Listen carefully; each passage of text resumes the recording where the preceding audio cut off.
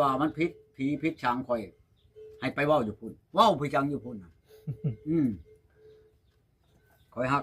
ฟังเบิ่งซะก่อนเนาะให้ไปเว้ากับไปกันสิเสียให้ข่อยนั่น6 ล้านกับหมู่นั่นบ่ยากดอกเว้าไปจังข่อยบ่ได้มีความเว้า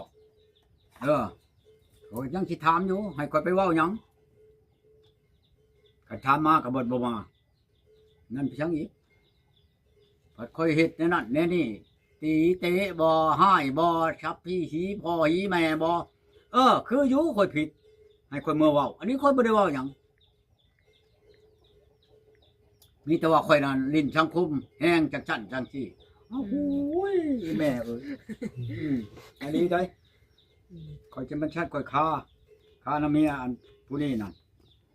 จักแน่สิว่าน้ำทุกมื้อนี่ก็ยังติดต่อกันอยู่บ่ซะตุอะไรติดต่อกับเมียค่ะข่อยโทรเมื่อถามกระชากใช่โทรมาไปชังไม่เท่าก็คือกันโทรมาใช่ไม่เท่าคือเจ้าน่ะใครแน่ลูกเคยค้ำลูกเคยคูณมาชาติค้ำคูณหมุนคือกระเดียกระดอกว่าพะโลข่อยก็บ่โทรถามมีบอกจะหมอลามไปบอกไปถามหมอลามว่าเขาบ่เมื่อได้อายเอ้ยเขาบ่เมื่อว่าอยู่คุณได้บ่เมื่อก็ตามมีอยู่ดอกมือหนึ่งข่อยสิเอาหนังสือทางการห้องน่ะทางการบ่ห้องบ่มาแล้วก็เขาสิปฏิบัติให้บัดตามเวียกมันโลดแล้วตามมันถือช่องมือก็อย่านะถือคุกนั่นเขาสิเอามันเบิ่งยังกระเดียแท้กันมันบ่อ่อนยอมนั่นมันสิถือดอกคุกบ่มีดอกว่างนั่นก็มีแต่สวรรค์พี่รักหกพี่เขาใช่นั่นเขาสิเอาเบิ่งน้าเมียนี่มันสิเบิดหลายปานใดกูมือนี่นะทำบ่พ่อเจ้านายมักเงินปานนี้นะเอาเบิ่งเมียนี่มันเก่งปานใดในใจยังคิดฮอดอยู่บ่ในใจอันใดยังคิดฮอดเมียอยู่บ่ในใจก็เว้าเนาะก็คือฮอดอยู่แล้วลูกเมียเนาะโดยเว้านั่นบ่เว้าเพียงจะช้ำเมียมันบ่แต่ว่าอันมักผิดอยู่ในพูนหมู่มาลักก็ยังคือฮอดยังอยากหายแม่นบ่แหละเชิญมันเมียคือไผคือกันเฮ็ดบ่ค่อยหายหมออันวานนี่ค่อยหายได้หวานมาหาข่อยโอ้ยเอาไปยังเมียนอย่านะอยู่ผู้เดียวนะตู้เอ้ยมันรู้บ่เป็นแล้วว่าหม้อแกงแรงง่ายหม้อควายไปเขาโอ้ยก็รับเจ้าเองข่อยสิมอบให้เจ้าเฮือนข่อยนี่หน้าข่อยงัวข่อยมอบให้เจ้าบ่ให้เจ้าเอาเมียนี่มาอยู่ในนี่เลยนี่เจ้าสิมาบ่แล้วพุ่นล่ะเป็นยังบ่มางัวข่อยก็มีหน้าข่อยก็มีนี่เข้าก็ได้เหล้าก็มีมาหนึ่งมาชีมาหนึ่งกินเองเจ้าปัดบ่แล้วเจ้าระวังได้ว่าแบบนี้นะบ่ข่อยบ่ได้ย่านได้คนคุมื้อนี่มันบ่เห็นองนี่บ่คือว่าอีหลีแล้วว่านี่มันอยากหายคือกันกับข่อยไปอันชื่ออันดอกไผ่ได้นี่จักว่าเจ้าบ่ลิ้นบ่เฮ็ดเมียเขาบ่จักเอามานะแม่เมียโตมานอนนำเต็งนี่จักคืนนึงมื้อเช้าแล้วถามมึงแล้วเฮ็ดจักเทื่อแล้วบ่ได้เฮ็ดบ่ลูกโตเอามาแล้วเจ้าจักขี้เมียข่อยบ่แต่บ่ได้จักขี้เมียโตหรือเอาผู้อื่นมาก็ได้ไปบ่บ่มีเมียโตไปจ้างมาโลดจ้างไผมาอยู่นำเต็งนี่เด็กสิเอาเบิ่งบ่ว้าวในนั้นเอาบ่ได้นั่นได้เต็งนอนนำเมียเต็งว่าเต็งบ่ได้ฉี่ไผมาฉี่ให้เมียเต็งโตบ่ว่ามิดชะมอยเต็งลูกเต็ง30ปลายไผมาฉี่เมียเต็งนั่นจักได้ลูกนั่นเมียโตนั่นบ่ได้เอาโตนั่นได้บ่ลูกว่ะมิดชะมอยบ่โตสิไปเว้าแนวนั้นได้วะเต็งมันบ่เห็นหุ่งเลยได้คุมื้อนี่ว่ะมันหลายเมียแล้วมันอีใดก็ไปอีใดก็ไปมีคือว่ามันเป็นน้ำเต็งนี่เอาไปเอามาว่าลิ้นช่องคมแห้งจังที่แล้วเว้าไปแล้วโอ้มันชอบอยู่ว่าแห้งหลายได้เด้อเฮ้ยว่านี่มันบ่เห็นหุ่งแล้วนั่นได้กระแนวได้ว่ะสิยอมถูกแขนน้ำหมูไปเฮาสิพาดงอนนี่โลดว่ะมันจะคายได้เนาะว้าวบ่ว่าไปเห็นบ่มอนินอยู่อันนั้นอยู่อันชาละวันไปคอนอีอันหุ้นนี่ก็มอนินแล้วไปนำก็ได้ย้อนมันเป็นหลามเป็นหยังก็แม่นวัดอีหุ่นเมื่อแล้ววะอ้อยคนเราเทิงดอกเจ้าว่าเจ้านั้นบ่ได้ลิ้นมันก็บ่จักมันจังเมื่อมันจังปบเจ้าน่ะเอาเมียตัวมานะแม่วะจะได้เอาลูกตัวมามาแล้วมื้อเช้าแล้วถามว่าเป็นไดเล่าเฮ็ดบ่หรือบ่เฮ็ดให้ลูกจนบ่ได้เว้านำกันเท่ากับมื้อนี่แม่นแล้วเจ้าจักสิเมียข่อยมันบ่แม่นตัวว่าเฮาบ่เฮ็ดเมียนั่น อย่าเอาเมียตัวกันผู้อื่นแล้วยังว่าเฮาอันสิเว้าถูกต้องกันออกเงินกันโลดว่าสิออกผู้จักล้าน10ล้านก็ออกมาโลดว่าออกกันนั่นถ้าว่าเฮาเฮ็ดเฮาเอาเงินโตคันเฮาบ่เฮ็ดเฮาต้องเอาโลดเงินเฮานี่บ่หารนั่นพลันโยพลันโลดได้อันนี้คันว่าบ่ได้เฮ็ดน่ะบัดพบเมื่อแล้วปัดให้พ่อชงกระดองชงเฮ็ดไปยังบ่มาบ่พอเมียเฮานั่นหรือว่าคนชงเฮ็ดไปยังกระดองนั่นคันบ่มีความผิดแม่นแล้ววะตัวผิดแล้วก็บ่ยอมว่าผิดโอ้ยอย่าแล้วคือกันกับเมื่อเดี๋ยวนี้แหละบ่ยอมว่าผิดแท้จริงตัวผิดเมื่อพอแห้งแล้วก็เฮาห้องมาเว้ากันบ่อยากคืนมาก็เว้ากันนั้นมันแล้วกันเนาะคือว่าฮีดมีของตั้งเฮาก็จนว่าอันชิ้นปลาอาหารชิ้นข้าวหนังปั่นกันชิ้นคนท้องหนังคนลิ้วคันว่าพื้นอ่ะไปตัวแปลงลูกเมียแล้วก็กระโชมมันกระโชมมาเฮากับครอบขึ้นพีขึ้นจางเบิ่นแหละบัดเมื่อบัดหลักเมื่อโลดคือกันกับเมื่อนั้นแล้วเมื่อฮ้อนแล้วก็แรงมาก็เว้ากันเนาะคันเจ้าสิไปใช้มาใช้ก็บอกเขาเด้อนี่ช่าง ครบหลังนั้นตุ้ยอ่ะ บัดเมื่อเราช่างไผลาบ บ่ตก บัดเมื่อแล้วก็บ่จักปฏิบัติบ่จักอันนั้นนะอยากฮีดหยังก็ตามเจ้าน่ะได้แต่ฮีดมันแล้วก็อย่าโอ้มันเหมือนควายเด้อคนบ้านอันนี้ก็ดีสิบอกเจ้าขับแล้วดอก เอาบ่ เดี๋ยวนี้หันค่อยกะผิดแหละเมื่อก็บ่ได้นี่อันนี้ก็บ่ได้สั่งนั่งก็บ่ได้ลาแหละเดี๋ยวนี้ค่อยอ้อมค่อยน้อมแหละเนี่ยก็ดีผิดหมู่เจ้าแหละอ้ายน้องบ้านเมืองเอ้ยค่อยมีฉะนั้นฉะนี้ก็ว่ากันอันนี้ให้ค่อยเมื่อเว้าอยู่พุ่นโธ่ความผิดเจ้าผิดให้ค่อยเมื่อเว้าจำกันกับอันนักโทษอันตำรวจไปยอมนักโทษนั่นแหละนี่ก็ดีเอาโลดแล้วเว้าได้ก็ดีเนี่ยค่อยมีชิดพอแห้งแล้วมาเว้ากับเจ้าบัดยังให้ค่อยไปยอมเจ้าอยู่พุ่นอีกโธ่ลองมึงดีกว่าข่อยยังบ่ทันถึงเนาะคันพวกข่อยเว้าดีเนี่ยให้มาข่อยบ่สิอำไปจังอีกมาโลดพวกเว้ากันดีนี่บัดเว้าถึงเจ้าถึงนายถึงอันอำนาจการปกครองแม่นบ่อันนั้นเพิ่นว่าเฮาหายเฮาเว้าดีแล้วชำนี้โอ้ยข่อยนั่นก็ผิดเจ้าแล้วเฮ็ดได้คนก็บ่ได้บอกอีแหละเมื่อก็ดีก็มาเว้ากันผิดบ่ได้ถูกก็เว้ากันซะก่อนอันนี้บ่ยอมผิดก็บ่ยอมนะบ่ยอมก็บ่ยอมยินตาม ฮู้จักกันมาได้จักเดือนแล้วโต หืม กับเมียนะฮู้จักกันได้โดนแล้วบ่ อันกับเมียนี่ โดน บ่แล้วบ่ได้โดนดอกรู้จักกันกับพ่อมีผู้เว้าให้ดอกเว้าให้แล้วเขาก็เชื่อผู้เว้านั่นให้มาโลดคนนั้นทุกอย่างนี่ทุกข์กะลีเบิ่งน่ะก็บ่ได้มีหยังเข้าสิแกงแรงสิง่ายก็บ่มีนะสิเว้าอำหอมเพียงเฮือนน่ะก็น้อยใหญ่ก็สิช้ำห้องเฮือนแหละกันผู้นี้นอนคันว่ามุ้งหนังใหญ่ๆนั่นบ่เบิดคันมุ้งนอนสองคนน่ะผู้นี้กันกับเพื่อนมันนั่นเฮือนมันอยู่ผู้เดียวมันนั่นจักช้ำไดล่ะจักด้อยจังใหญ่แหละเฮือนแม่มันนั่นก็คอกงัวเฮานั่นแหละสิช้ำคอกงัวแหละน้อยใหญ่ก็ดีหรือว่าคอกงัวนี่สิใหญ่กว่าของพระเจ้าแหละเบิ่งเอาหั่นแหละจักน้อยจังใหญ่เลยเฮือนแม่นั่นเฮือนน้องมันนั่นอีกก็สิลื่นเฮือนมันนั่นจักน้อยเฮือนน้องอันนั้นเอาผัวนั่นเอาผัวเขาได้ลูกชองเลยยังบ่ได้แต่งจักทีอันนี้จักนี้จักง่ายก็เบิ่งเอาหั่นนั่นแหละเมื่อเฮาไปแล้วก็ขึ้นมาเลือกแอนกันกับผัวกับน้องเขยแอนเว้าขึ้นนี่แหละก็จนมันเองน่ะเว้าข่อยเอาชกได้ชองลูกเลยลูกเลยยังบ่ได้แต่งเลยอันนี้คนเขาเองน่ะเฮานี่ว่าเขาก็บ่เคยเห็นว่าแต่งไม่ห้างลูกชองลูกชามมัน30ล้านหัวตัวหนึ่งควายตัวหนึ่งเฮาหักเอาเฮาหมักเฮาว่าสิเอาเมียสุดท้ายมันหักบ่เป็นสุดท้ายใช่มั้ยมันเมื่อก่อนวันที่5นี่เว้ากันนั่นสิไปทอกขนองชาวล้านยังบ่ได้ฮอดเช้าวันที่5ฉันมันเมื่อก่อนเลยอย่าวุ่นวายเพียงนั่นก็เมื่อเฮาบ่ได้ไล่ห่านปานนี้จากเฮานี่โอ๊ยข่อยบ่มักบ่ฮักเจ้าได้เจ้าจากเมื่อก็เมื่อเจ้าจากนี้ก็นี้ได้ยังใครล่ะบ่นี่เฮาบ่ได้เว้าอะไรกับเมีย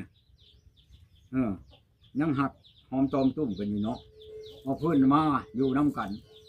สิบ่าเฮ้ยอยู่เฮ็ดกินก็เฮานี่เฮ็ดออกมาแต่เฮือนครัวโยมพาเข้ามาแหละสิมากินนอนอยู่นี่เอ้ยกินแล้วค่อยกินอิ่มแล้วค่อยบ่อยาก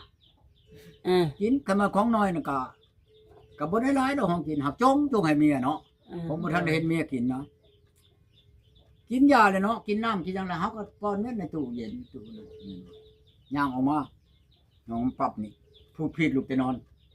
ไปกินงะเคยบ่ทันแล้วเฮาโทรบอกแม่เฒ่าแม่เฒ่าเอ้ยว่าเมียข่อยนี่เป็นหยังบ่กินข้าวห่มแรงแกงห่มหม้อแม่เฒ่าโทรมาเว้าบัดนี้จะมาหายแล้วบัดนี้เจ้านั้นความชำนิก็ฮอดพ่อฮอดแม่ข่อยเอาบ่ฮอดได้เจ้าบ่กินความแรงห่มง่ายแม่นบ่เจ้าขี้เดียดข่อยไปจังโอ้ยบัดว่าแล้วเราหายน้องจึงเฮ็ดกะติเจ็บท้องบัดอ้อยก็คืนมาเอ้ยสิเมื่อแล้วบัดนี้ได้ก็สิเมื่อแล้วก็เจ็บท้องนี่เมื่อน้ำผีน้ำช้างข่อยลักเมื่อเช้ามาพุข่อยไปทันอยู่บ้านห้วยเมาเงินข่อยก็บ่มีจักกี่ข่อยแล่นน้ำเมียเด้บัดนี้ไปยืมเอาเงินตัวหน้าเพิ่น500,000ข่อยเมื่อน้ำเมียสิว่าอันใด เพิ่นเคยรักเมื่อเทื่อนึงแล้ว ลักเมื่อเทื่อนึงนั่นเมื่อนั้นเมื่อแล้วก็เมื่อเฮ็ดน้ำผีนั่นได้เมื่อนอนอยู่พุ่น2คืนแม่นบ่เฮ็ดน้ำผีน้ำช้างแล้วก็มาพากันมานอนอยู่ใน2คืนแล้วเมื่ออีกเคยรักเมื่อเทื่อนึงแล้วสิว่าอันใดซั่นโอ้ยพอจังว่าอันอีน้อยอันนี้นั่นไผไปเอาเป็นผัวมันนั่นมันเฮ็ดนั่นแบบประเพณีนั่นคันมันหังมันมีมันกว้างมันขวางพอน่ะก็สิดมหำผัวมันนั่นก็สิไปดมคู่บาทอันอีน้อยอันนี้นั่นเอาโกยอย่าผัวอันเก่านี่ตีจนแขวหักเบื้องเทิงนี่มาข่อยว่าสิไปใช้นี่ข่อยไปถามบนห้านนั่นบนใช้แขวนั่น1,000นะ1,000ก็600,000ข่อยสิไปใช้ให้ได้บุญจะบ่ทันได้ใช้แขวให้มันใช่มันแห้งงามมานั่นข่อยมาสงสัยอันมือมันมานำที่2มานอนนั่นที่2คือลืมข้าวแป้งน้ำแดงน่ะแต่มันอยู่ในเฮือนมันนั่นบ่ได้เว้าแต่ว่าข้าวแป้งน้ำแดงนั่นข่อยมาชื่อให้มันเบิด600,000จักมันยังพกบล็อกใหญ่อยู่มันข้าวแป้งน้ำแดงมันเอาเครื่องทาแล้วเนาะมันแนวทามันนั่นก็โตน้องมันนั่นน้องชาวบ้านอายุ17 18บ่ได้เว้าแต่ว่าขี้มันแชมพูมือนี่ยังบ่ได้เห็นมันทานในเฮือนมันน่ะมันบ่มีความบ่มีนั่นเอาเงินมาใช้อันพอชื่อนั่นแต่แสนนึงยังบ่มีแล้วเขาจะมาเบิ่งโอ้โหมื้อค่อยไปขอตะมีนั่นเอ้ยเจ้ามานะมาเข้ามาพร้อมนะเด้อมาเข้ามานำทางนะมาแล้วค่อยสินึงนี่ค่อยบ่มีข้าวกินได้ค่อยก็มาไปจนกะติกกันน้ำแข็งนี่นะกะติกกันอันนี้น้ำแข็งติ๊กใส่น้ำก้อนก็จะปะอยู่พุ่นเลยลืมบ่แม่นลืมเฮือนมันลืมเฮือนนั่นพวกรามค่อยหั่นโอ้โหจักชำได้แล้วไอ้น้องเบิ่งเอาหั่นแหละความมีความหังค่อยไปขอนี่ค่อยมาเข้าไปแต่นำทางไปให้มันนึงไปเบิ่นน่ะเบียร์ฉี่ล้างน้ำฉี่ล้างน้ำหวานอีกช้องล้างอันชิ้นหมูอีกก็ชื่ออีกก็ล้านหนึ่งเพื่อสิไปขอนะไปก็บ่ได้ขอหรอกเว้ากันมันยังแม่เฒ่าว่าสิพามาชงโลดข่อยก็ทอดก่อนมื้อนั้นน่ะ5ล้านอันเฉพาะอันแม่เฒ่าบัดนี้อันหากบ้านอีกก็3ล้านพอล้านอีกก็3ล้านข่อยให้มื้อนั้นบัดนี้ค่าน้ำมันโลดมันล้างค่าอยู่เคยกินไล่ไปน่ะพุ่นนี่เบิดชาวล้านข่อยไปมื้อนั้นน่ะเมียผู้นี้น่ะจักฉะนั้นมื้อนั้นได้ข่อยจังปานนั้นข่อยเฮ็ดชำนั้นนั่นยังบ่อยู่นำข่อยชำไดน่ะเฮือนกะเอาโกยห้องน้ำข่อยใหญ่กว่าเฮือนเมียข่อยสิอำไปจังอีกชาติก็ชาติกว่าอีกว่าพื้นมานี่เนาะน้ำกินน่ะก็บ่กินน้ำช่างน้ำฝนน้ำบ่อนี่ก็ดีกินน้ำชื่อข่อยก็ชื่อมาแพ็ค1 20,000มาใส่ตู้ไว้มันกินนั่นน่ะข่อยนั่นกินน้ำฝนข่อยโตแม่นจักเท่าไรอันกระตุกข่อยก็หายมาแล้วก็เข้าตู้เย็น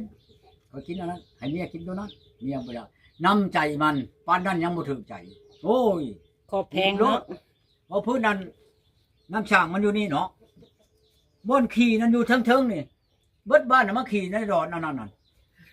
วัดน้ำวัดฝนตกก็อาบมาหันรถมาใส่ช่างนั่นกินจำได้ฉันตักใส่คู่นี่คู่อันเขาเอาลูกจ้องตีนะเนาะ